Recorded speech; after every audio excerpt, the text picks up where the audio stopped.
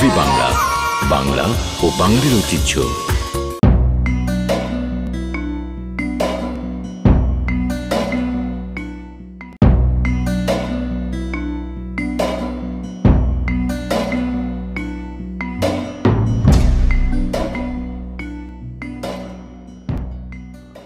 আসসালামু আলাইকুম, স্বাগত জানাচ্ছি মুভি বাংলা টেলিভিশনের নিয়মিত আইন বিষয়ক অনুষ্ঠান জানতে চাই।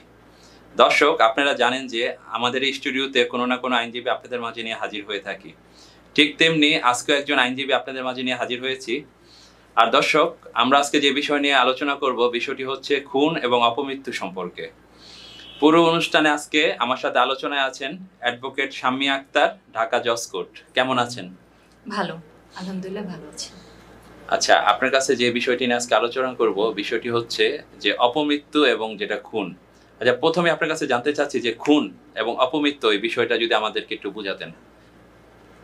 আমাদের 1860 সালের যে দণ্ডবিধি আইন আছে, এটার সবচেয়ে গুরুত্বপূর্ণ ধারাগুলো হচ্ছে আপনার 299 থেকে 311 পর্যন্ত। এখানে খুনের বিষয়ে আলোচনা করা আছে। আর অপমৃত্যুটা হচ্ছে যে আকস্মিকভাবে যদি কোনো লোক মারা যায় বা তাকে হত্যা করা হয় বা আকস্মিকভাবে সে মারা যায় যে কোনো দুর্ঘটনাবশত, বা তাকে অপমৃত্যু বলে। এবং অপমৃত্যু বিষয়ে বলা আছে আমাদের ফৌজদারি কার্যবিধির 174 ধারা এবং পিআরবির 299 বিধিতে। আচ্ছা, আরেকটি বিষয় জানি যে আপনি যে খুন আর ইয়া সম্পর্কে যেটা সংজ্ঞায়িত করেছেন যে অপমৃত্যু। আচ্ছা, খুন তো আমরা যতটুকু জানি যেটাকে মার্ডার করে। এখন যে খুন হলো এবং যাকে খুন করা হয়েছে, যেটা আমি আপনার কাছ থেকে জানতে চাচ্ছি, মানে সেক্ষেত্রে করণীয়টা কি? মানে তার বিরুদ্ধে কি অ্যাকশন শুরু হবে, আইনগত কি অ্যাকশনটা শুরু হতে পারে? আচ্ছা, কেউ যদি পরিকল্পিতভাবে মার্ডার করে, এটা আছে 1860 সালের দণ্ডবিধির 300 ধারায় এবং এটা শাস্তি আছে 302 ধারায়। কেউ যদি কাউকে হত্যা করে পরিকল্পিতভাবে, পূর্ব পরিকল্পিতভাবে, তাহলে তার সাজা হবে তার সাজা মৃত্যুদণ্ড হবে, যাবজ্জীবন কারাদণ্ড হবে অথবা অর্থদণ্ড হবে। আচ্ছা, এই বিষয়টা মানে কি, মানে মামলার প্রসিডিউরটা কিভাবে শুরু হয় মানে খুনের ক্ষেত্রে? হ্যাঁ, যখন খুন হবে এই মামলাটা আপনার থানায় হবে।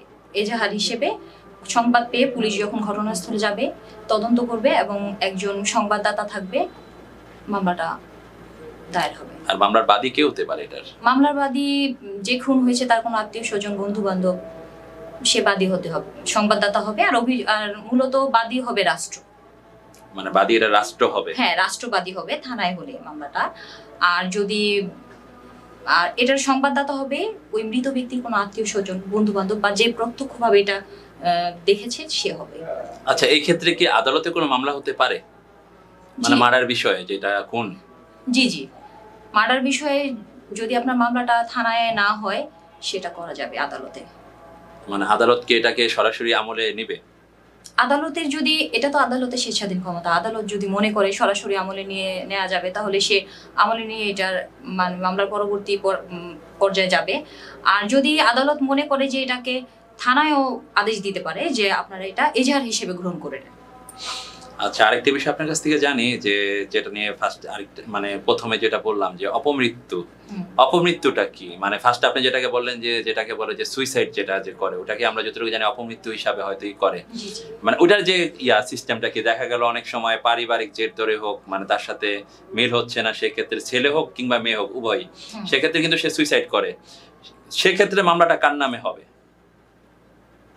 সেক্ষেত্রেও আপনার মামলাটা থানায় হবে এবং সেটা আপনার ফৌজদারি কার্যবিধির 174 ধারা মোতাবেক হবে। এটা যখন লোকটা মারা যাবে, যাওয়ার পর ওইখানে আপনার থানার যে পুলিশ আছে ওরা যাবে, আপনার এসআই বা এএসআই যারা আছে ওনারা গিয়ে তদন্ত করে দেখবে যে বিষয়টা কি, এটার সুরতহাল করবে, করার পর দেন সেখান থেকে মামলাটা হবে।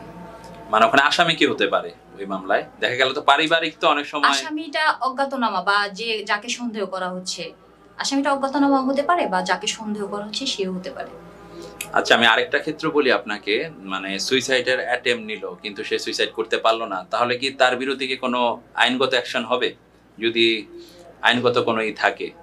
হ্যাঁ, এটা একটা গুরুত্বপূর্ণ বিষয়। এটা হচ্ছে কেউ যদি আত্মহত্যা করতে যায়, যদি আত্মহত্যা করে ফেলে তাহলে তার কোনো শাস্তি নাই। আত্মহত্যা হলে তো সে মানে হ্যাঁ, তার কোনো শাস্তি নেই, কারণ সে তো মারাই গেল, মারাই তাই গেল। না? হ্যাঁ। আর যদি সে বেঁচে যায়, ইনকেস সে যদি বেঁচে যায়, তাহলে তার 1 বছরের সাজা হবে, সেটা বিনাশ্রম বা সশ্রম বা অর্থদণ্ড।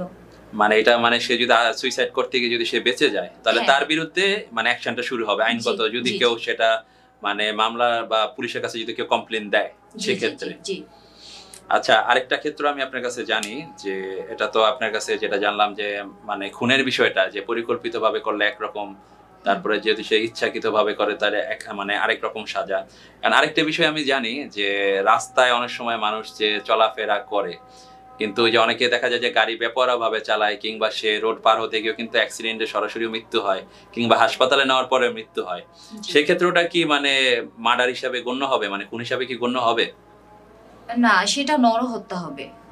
মানে ওই ক্ষেত্রটা কি যদি একটু বলতেন। এটা হচ্ছে নরহত্যার সংজ্ঞাটা আপনার 1860 সালের দণ্ডবিধির 299 ধারায় নরহত্যাটা বলা হয়েছে। আর এর শাস্তি আছে আপনার দণ্ডবিধির 304 ধারায়। এটাতে কেউ যদি বেপরোয়াভাবে গাড়ি চালিয়ে কাউকে যদি মেরে ফেলে, তাহলে তার শাস্তি হবে 3 বছরের, তার কারাদণ্ড হবে, এবং তার অর্থদণ্ড এবং উভয় দণ্ড হতে পারে। কিন্তু তারপরেও আমাদের যে বর্তমানে যে আইন আছে 2018 সালের সড়ক পরিবহন আইন, সেটাতে বলা আছে যদি এভাবে বেপরোয়াভাবে কেউ যদি কাউকে দুর্ঘটনা করে বা অ্যাক্সিডেন্ট করে মেরে ফেলে, তাহলে তার শাস্তি হবে 5 বছর। মানে আমাদের দণ্ডবিধির যে 304 ধারায় যাই আচ্ছা। থাকুক না কেন, কিন্তু সড়ক পরিবহন আইন অনুযায়ী আপনার তার শাস্তি হবে 5 বছরের কারাদণ্ড এবং 5 লাখ টাকা অর্থদণ্ড। মানে এটা হলো আপনার ইয়ার ক্ষেত্রে যদি গাড়ির চাপায় কেউ মারা যায় বেপরোয়া ভাবে। জি, জি, জি। আচ্ছা, এই ক্ষেত্রটা কি, আমি আরেকটা ক্ষেত্র আপনার কাছে জানি যে এটা তো আমি বললাম যে বেপরোয়া ভাবে গাড়ি চালানোর ক্ষেত্রে। আচ্ছা, যে মার্ডারের ক্ষেত্র যেটা, জি। এটার যে মামলার যে প্রসিডিউরটা হবে, আপনি যেটা বললেন যে থানায় হবে, থানা থেকে তো থানায় আদালতে বা প্রেরণ, আদালতেও হতে মানে পারে। থানায় হলে তো থানা থেকে আদালতে প্রেরণ করবে। জি, জি। মানে আসামি যদি গ্রেপ্তার হয় কিংবা নাও হয়, তাও তো সেটার মানে যে মামলাটা রুজু হয়েছে ওটা তো আদালতে চলে আসবে। হ্যাঁ, ম্যাজিস্ট্রেট কোর্টে এটা চলে আসবে। সেই ক্ষেত্রে কি সে জামিনের প্রার্থনা করতে পারবে ম্যাজিস্ট্রেট আদালতে, মানে জামিন কি সে পাবে, সেটা আমি জানতে চাচ্ছিলাম। নরমালি হচ্ছে মার্ডার মামলাগুলোতে আপনার ম্যাজিস্ট্রেট কোর্টে জামিন দেওয়া হয় না। সে জামিন চাইতে পারবে, বাট আপনার ম্যাজিস্ট্রেট কোর্ট থেকে মার্ডার মামলাগুলোর জামিন হয় না। কিছুদিন কাস্টডি হতে হবে, বা সে যদি ওইরকম ধরনের কোনো বিষয় প্রকাশ, মানে সাক্ষীর বিষয় আছে, বিভিন্ন বিষয় যদি প্রমাণ করতে পারে সে এটার সাথে জড়িত না বা তার ইনভলভমেন্ট নাই, ওইভাবে যদি সে প্রমাণ করতে পারে, তাহলে তার পক্ষে জামিন পাওয়া সম্ভব। তো নরমালি ম্যাজিস্ট্রেট কোর্ট থেকে মার্ডার মামলা জামিন দেয়। মানে তার উপরে যে আদালতগুলো আছে সেখানে তারা জামিনের জি, প্রেয়ার জি, করে, মানে উপরের ধাপে আদালতে, ধাপে যে হ্যাঁ, আদালতগুলো আপনি আছে। সে মহানগরে যাবে, তারপর হাইকোর্ট যাবে। হাইকোর্ট থেকেই বেশিরভাগ মার্ডার মামলাগুলো হাইকোর্ট থেকেই জামিন হয়, নিম্ন আদালত থেকে খুব বেশি মানে- পসিবল না। মানে এটা তো জামিনগুলো তো দেয় তার ইয়ার উপরে, মানে সে কিভাবে তাকে খুন করলো ওটার উপরে হ্যাঁ, মেরিট হ্যাঁ। অনুযায়ী জি, জি, জামিনগুলো। ম্যারিট অনুযায়ী, ম্যারিট যদি থাকে তাহলে সে জামিন পাবে। আর আরেকটা বিষয় আমি আপনার কাছে জানি, এটা তো বললাম যে যেটা খুন করে, যে ইচ্ছাকৃত হোক বা অনিচ্ছাকৃত ভাবে হোক, কিন্তু পরে যে বিষয়টা আমি আপনার কাছে ছিলাম যে বেপরোয়া ভাবে যে গাড়ি চালানোর ক্ষেত্রে যে কোনো কেউ মারা গেল, মানে সেই ক্ষেত্রটা কি, সেটাও কি জামিনযোগ্য, মানে সেটা কি সে জামিন পেতে পারে? না, অবশ্যই না, এটা জামিন অযোগ্য একটা ধারা। মানে এটাও আমার ম্যাজিস্ট্রেট আদালতে আমরা মানে ই করতে এটাতে পারবো না, আমরা জামিনের জামিনের ক্ষেত্রটা। প্রেয়ার করতে পারি, বাট জামিন হবে ওইরকম না। মানে এটাও ধাপে ধাপে তার মানে কিছু কাস্টডি হতে হবে, মোটামুটি ভালো একটা কাস্টডি হতে হবে, তারপর একটা সময় থাকে, যে মামলার একটা টাইম থাকে যে এতদিন পরে এতদিন কাস্টডি হয়ে জামিন হয়, এরকম। আচ্ছা, এই বিষয়ে আপনার সাথে আর আলোচনা করব, তার আগে ছোট একটি বিরতিতে যাচ্ছি। দর্শক, ছোট একটি বিরতিতে যাচ্ছি, বিরতির পর আবার আপনাদের মাঝে ফিরে আসছি, সে পর্যন্ত আমাদের সঙ্গে থাকুন।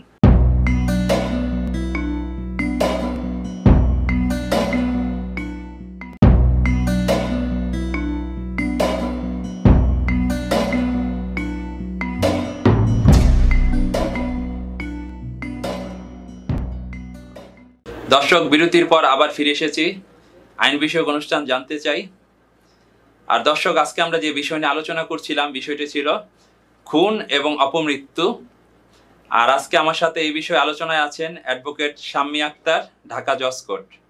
আচ্ছা, আবার আপনার কাছে আসছি যে আমরা একটু আগে যে আপনাকে জিজ্ঞেস করেছিলাম যে বেপরোয়া ভাবে যদি গাড়ি চালায়, সেক্ষেত্রে যদি আসামি, মানে যাকে আসামি বানানো হলো, সেক্ষেত্রে জামিনের মেরিটটা আপনি বললেন যে মানে তার কাস্টডি অনুযায়ী এবং সে কতটুকু অপরাধ করছে ওই অনুযায়ী তার জামিনের বিষয়টা আসবে। জি, জি। আচ্ছা, এখন আমি আরেকটা বিষয় আসি এটা তো হলো আপনার ব্যাপারা ভাবে যেটা খুন, যেটাকে বলা যায় রাস্তা পারাপারের সময়টা তো একটা হলো।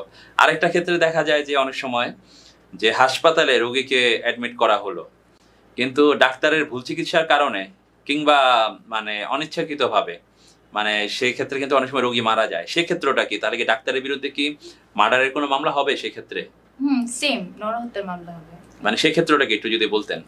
সেই ক্ষেত্রটা তার এটা তো তার প্রফেশন, সে অবশ্যই অবহেলা করতে পারবে না। যদি অবহেলাজনিত কারণে মারা যায় তাহলে ডাক্তারের বিরুদ্ধে মামলা হবে, এবং সেটা হচ্ছে আপনার দণ্ডবিধি ৩০৪-এর খ ধারা মোতাবেক। মানে সেই ক্ষেত্রে সে কি মানে কতটুকু রিলিফ পাবে? মানে আমি তো বাদীরটা তো রিলিফ, সে মামলা করবে, রুজু হয়েছে, তার একজন মারা গেছে ডাক্তারের অবহেলার কারণে, এখন ডাক্তার কি মেরিটটা পেতে পারে সে ডাক্তার হিসাবে? ডাক্তারকে প্রমাণ করতে হবে যে সেই ঘটনার মানে এই ঘটনায় তার কোনো অবহেলা ছিল না। মানে তার প্রমাণের ভিত্তিতেই সে জামিন জি নিতে পারবে, এই ক্ষেত্রটাই হলো মেইন। জি, এটাই হচ্ছে main। আচ্ছা, আরেকটা বিষয় আমি জানি যে ফার্স্টে দিয়েছিলাম আমরা মার্ডারে, যেটা নরমাল খুন, এখন খুনের মামলার যে আসামি হয় মানে সে জামিনের যে পরবর্তী পদক্ষেপ, এই পদক্ষেপগুলো কি একটু যদি বলতেন। নরমালি যখন এটা মার্ডার হয় বেসিক্যালি আপনার এটা কিন্তু থানাতেই মামলাটা হয় এজাহার হিসেবে। তখন থানা থেকে আপনার ২৪ ঘন্টার মধ্যে এটা এজাহারটা আপনাকে ম্যাজিস্ট্রেট কোর্টে পাঠায় দেয়। পাঠানোর পরে ওইখান থেকে আসামিকে যদি গ্রেফতার করে করলো, আর যদি নাও করতে থাকে পলাতক, তখন আসামি চাইলে সারেন্ডার করতে পারবে। আর যেহেতু মার্ডার মামলাটাতে সম্পূর্ণ থানায় হয়, তখন এটার সাথে সাথে আপনার ওয়ারেন্ট হয়ে যায়, সে চাইলে উচ্চ আদালত থেকে জামিন নিতে পারবে, যেটাকে বলে আগাম জামিন। আগাম জামিনটা নিতে পারবে।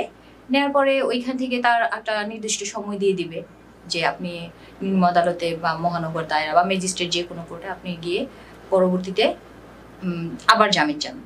তখন সে যদি ওইখান থেকে আসে, কোর্টের কাছে যদি মনে হয় দেওয়ার মতো, তার জামিন হবে। আগাম জামিনের বিষয়টা আমি আপনার কাছে বলি যে আমি যতটুকু জানি যে আগাম জামিন তো সর্বোচ্চ ৬ সপ্তাহের বেশি দেয় না। হ্যাঁ, ৬ সপ্তাহ বেশি দেয় না। আর নরমালি মার্ডার মামলায় আগাম জামিনটা হয় না, চেষ্টা করা যায় বাট হয় না, মানে খুব রেয়ার আর কি।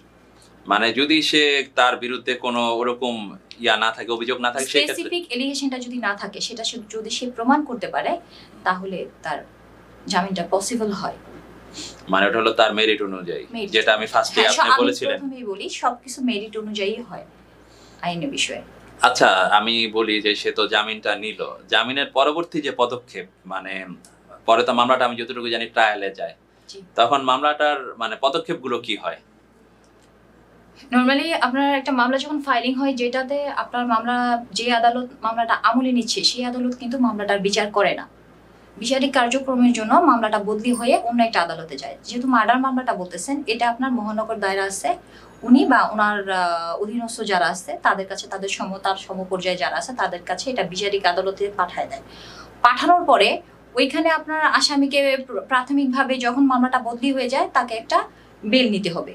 বেল নেওয়ার পর ওইখানে আপনার সাক্ষী হবে, তারপরে জেরা জবানবন্দি হবে, যুক্তিতর্ক 342 হবে, যুক্তিতর্ক হবে, দেন রায়ের বিষয়টা আসবে। আচ্ছা, আরেকটা বিষয় জানি, এখন আমি সাক্ষী স্টেজে আসি আপনার কাছে। সাক্ষী বিষয়টা জানি যে এই মামলা সাক্ষী কারা হতে পারে? এই মামলার সাক্ষী যারা প্রত্যক্ষদর্শী ছিল, ঘটনার সময় ওই জায়গায় উপস্থিত ছিল, তারা হবে, বা এই বিষয়ে যারা কোনো না কোনোভাবে অবগত, তারা সাক্ষী হতে পারবে। আর এটা কি ওই যে আমি যেটা বলি যে মানে যে মামলাটা তদন্ত করে সেও কি এটা সাক্ষী হতে পারে? হ্যাঁ, অবশ্যই। আর সাক্ষীর যে তদন্তকারী কর্মকর্তা অবশ্যই সাক্ষী হবে। আচ্ছা, আরেকটা বিষয় জানি যে মামলা যে সাক্ষীর বিষয়টা যেহেতু আসছে, মানে সাক্ষীর উপরে ভিত্তি করে তো মামলাটা হয়তো মানে শেষ হবে কিংবা আসামি সাজা হবে, এটাই তো? জি জি জি, এটার উপর ডিপেন্ড করে। আর কোনো কারণে দেখা গেল সাক্ষী আসলো না, তখন পদক্ষেপ কি? আদালতের কি পদক্ষেপ নিতে পারে? আমার তো জানার মতো অনেক মামলা আছে যে জট লেগে থাকে, মানে দেখা গেল মামলাটা 2016 সালের মামলা, কিন্তু 24-এ শেষ হচ্ছে না। এটার প্রধান কারণ হচ্ছে যে সাক্ষীরা আসতেছে না। সাক্ষীরা যদি না আসে, সাক্ষীরা যদি সাক্ষ্য না দেয়, তাহলে তো মামলাটা আগায় না। এর জন্য সাক্ষীদেরকে কোর্ট থেকেই সাক্ষীদেরকে সমন দেওয়া হবে, তারা যাতে আসে। প্রাথমিকভাবে দেওয়া হবে, ফাইনালি যদি না আসে তাকে তাদের বিরুদ্ধে সাক্ষীর প্রতি ওয়ারেন্ট করা হবে, নন ভেইলেবল উইটনেস ওয়ারেন্ট পাঠানো হবে, যাতে সে আসে সাক্ষী দেওয়ার জন্য। মানে সাক্ষী দেওয়ার জন্য যে সে আসে, সাক্ষীর প্রতি আপনার ওয়ারেন্ট পাঠানো হবে। আচ্ছা, আরেকটা বিষয় আমি আপনার কাছ থেকে জানি যে সাক্ষী তো হয়ে গেল, দেখা গেল যে আসামি প্রমাণ করতে পারলো না যে সে আসলে মানে নির্দোষ, তখন পদক্ষেপটা কি হতে পারে? মানে আসামির বিরুদ্ধে কি সাজা হতে পারে? আপনি যদি নরমালি যদি খুনের ক্ষেত্রে ধরি, এটা কি হতে পারে? আচ্ছা, নরমালি খুনের ক্ষেত্রে আপনার সর্বোচ্চ সাজা হচ্ছে মৃত্যুদণ্ড, যাবজ্জীবন কারাদণ্ড অথবা অর্থদণ্ড। এখন মামলার বিচারক এটা নির্ধারণ করবে তার সাজাটা কি হবে, বা উভয় দণ্ড হতে পারে। আর যদি মৃত্যুদণ্ড হয়েই গেল তখন আসামি কি করতে পারে? যদি আসামির মৃত্যুদণ্ড হয়ে যায় তাহলে মার্ডারের ক্ষেত্রে আসামি মানে 1 সপ্তাহের মধ্যে সে আপিল করবে হাইকোর্টে। মানে হাইকোর্টে সে আপিল করতে পারবে? হ্যাঁ, 7 দিনের 7 কর্মদিবস। মানে হাইকোর্ট যদি চায় এটা বহালও রাখতে পারে কিংবা সাজা কমাতেও পারে? হ্যাঁ, এটা হাইকোর্টের ইচ্ছা, মানে উপরে সেটা- নির্ধারণ করে। হ্যাঁ, হ্যাঁ। আচ্ছা, এটা হলো আমি মার্ডারের ক্ষেত্রটা বুঝলাম। আচ্ছা, আরেকটা যেটা ফার্স্টে আপনাকে ওই যে মানে মার্ডারের পরে যেটা জিজ্ঞেস করলাম যে অপমৃত্যু, ওটার ক্ষেত্রটা কি? অপমৃত্যুর বিষয়টা এটা তো আপনার সেম, সাজাটা সেমই হবে। মানে যদি যাকে আসামি বানানো হয় পরে ওটা মার্ডার হিসাবে গণ্য হবে? হ্যাঁ হ্যাঁ হ্যাঁ, ওটা মানে তদন্তের ভিত্তিতে আসামি বানানো ওটা হয়? তদন্তকারী কর্মকর্তা তদন্ত করে যেভাবে রিপোর্ট দিবে বা সাক্ষ্যর ভিত্তিতে যদি সে অপরাধী হয় তার বিরুদ্ধে সাজা হবে, তার যাবজ্জীবন হবে, মৃত্যুদণ্ড হবে। আর আত্মহত্যাটা তো আপনি ফার্স্টেই বলেছিলেন যে 1 বছরের সাজা। জি জি জি, আত্মহত্যা আপনি করতে গিয়ে যদি সে বেঁচে যায় তাহলে 1 বছরের সাজা হবে এবং সেটা সশ্রম বিনাশ্রম হতে পারে।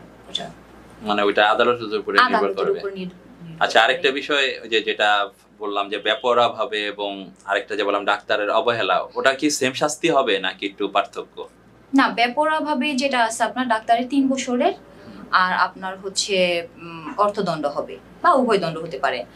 আর বেপরোয়া ভাবে গাড়ির বিষয়টা যেটা, এটা আপনার 304-এ ছিল যেটা 3 বছরের সাজা, অর্থদণ্ড বা উভয় দণ্ড। পরবর্তীতে আপনার সড়ক পরিবহন আইন 2018-তে বলা হয়েছে, মানে সংশোধনী করে বলা হয়েছে যে দণ্ডবিধিতে যাই থাকুক না কেন, যদি এই ধরনের অপরাধ কেউ করে এবং সেটা প্রমাণিত হয় তার বিরুদ্ধে সর্বোচ্চ 5 বছরের সাজা এবং 5 লক্ষ টাকা জরিমানা করা হবে। মানে ওরা এটাকে অর্থদণ্ড দেয়। মানে ওরা এটাকে বৃদ্ধি করছে? জি জি, বৃদ্ধি করেছে। আচ্ছা, দণ্ডবিধিতে যাই থাকুক, বাট এটা সাজাটা কার্যকর হবে সড়ক পরিবহন আইন অনুযায়ী। আর ওই যে ডাক্তারের অবহেলা যেটা বলেন, ওটা কত বছরের সাজা হতে পারে? 3 বছরের সাজা। 3 বছর। আচ্ছা, আমি যেটা প্রথমে আপনাকে বলছিলাম যে এটার বিরুদ্ধে তো আপিল করা যায়। এখন ও মানে যেগুলা যে কম সাজা, ওটা তো মৃত্যুদণ্ড, এটা তো মৃত্যুদণ্ড না। কিন্তু এটার উপর মানে এটাতেও যদি সে রিলিফ না পায় তাহলে কি সে এটা আপিল করতে পারবে? যদি তার সাজা হয়ে যায়, সেটা আমি জানতে চাচ্ছিলাম। যদি সে রিলিফ না পায়, মনে করেন আসামি রিলিফ পেল না, মানে তার বিরুদ্ধে সাজা হয়ে গেল, তাহলে কি সে এটার বিরুদ্ধে আপিল করতে পারবে? অবশ্যই আপিল করতে পারবে। মানে উচ্চ আদালতে?